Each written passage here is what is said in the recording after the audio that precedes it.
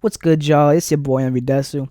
I'm able to record now, so I'm gonna be back on that grind. And recently, I've gone into Elden Ring. Before it released, I consecutively played Dark Souls 1 Remastered, Dark Souls 2, Dark Souls 3, and Sekiro, and I had a full run of this game and loved it. When fighting some bosses, namely Omen King and Godfrey, I tried looking for videos about how to beat them, but they weren't that consistent or good, so I decided that going back the second time, I wanted to beat all bosses and make a video about how to beat each and every one of them.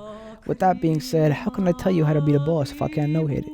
Therefore, I will be no-hitting every boss in Elden Ring and giving a detailed explanation on their moveset and various strategies to beat them. Also, for transparency, if there are any profound strats or moves that have a crazy way to dodge, I will be looking at the Elden Ring wiki, as they can sometimes post good content. Other times, like on this boss, not so much.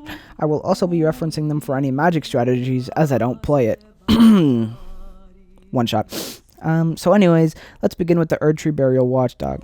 So just to preface, I absolutely love this boss. Its fighting style is unlike any other boss I've ever seen in the Dark Souls franchise, and I'm glad they can still come up with new ideas.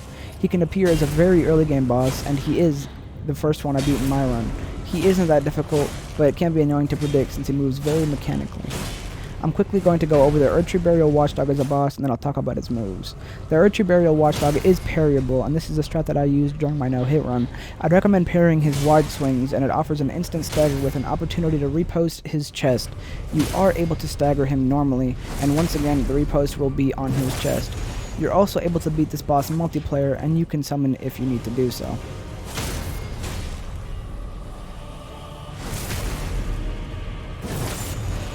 So his first move, the vertical slash.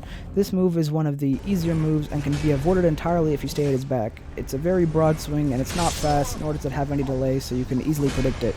He can extend this move into another horizontal slash, so always be wary about that.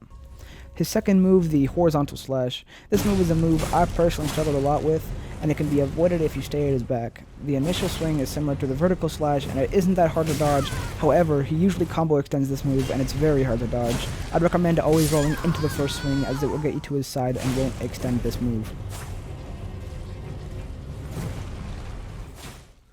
His third move, diagonal slash, he doesn't use this move much, and it can't hit unless you're unlucky. Standing right in front of him or on his side makes him unable to hit you. Overall, this is one of his most useless moves.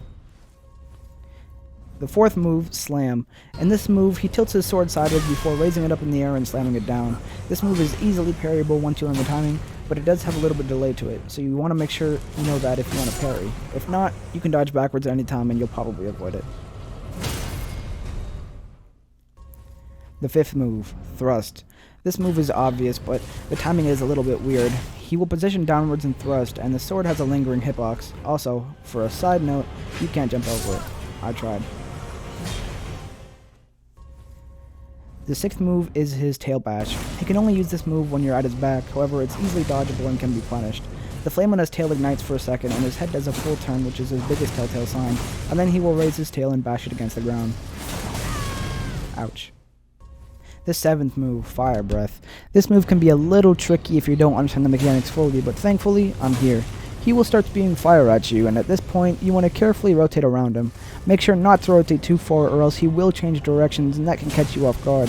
Since I use Dex, I'm able to get in a few extra swings while I rotate, although it's okay if you can't. Near the end of his attack, he will abruptly speed up, so make sure you are as far away from his mouth as possible and closer to his back. Furthermore, this move has a lot of range, more than you'd initially expect, so be careful of that.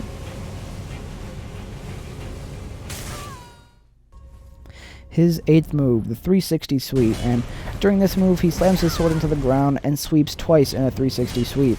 It can be dodged with one good roll, and it leaves his side vulnerable to attacks. Before he does this sweep, he will drag his sword along the ground for a second, so make sure you dodge during that, not before, or else you will mistime it. The ninth move, his standing slash.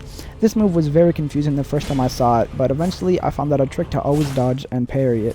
He will stand up on his hind legs and begin walking towards you. If you stay at his back, he won't ever swing, but it's unlikely you're able to get swings. Personally, I walk up in front of him while he does this, and I'm able to get 2 swings off before he slams back down. The delay on this move is very scary if you can't tell when he's going to slash, but like I said, there's a trick. If you look at the hand that's holding the sword, right before he slashes, he will slightly raise it, and this is your opportunity to either parry or dodge. I personally parried, but you don't have to.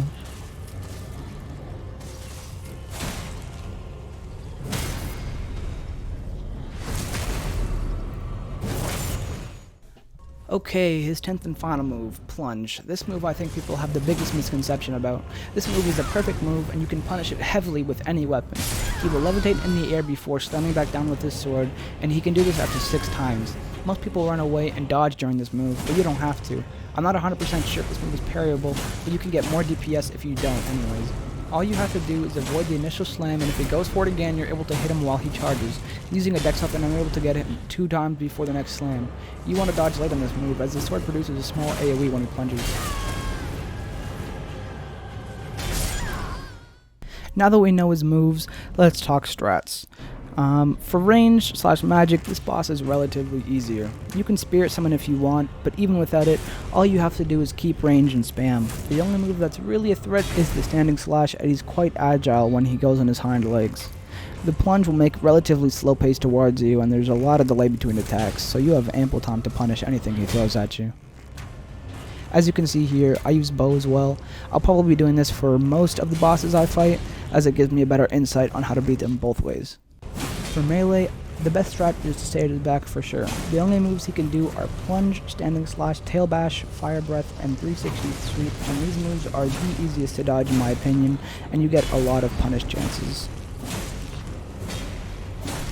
Anyways, now that we've talked about everything, here's my full no-hit run.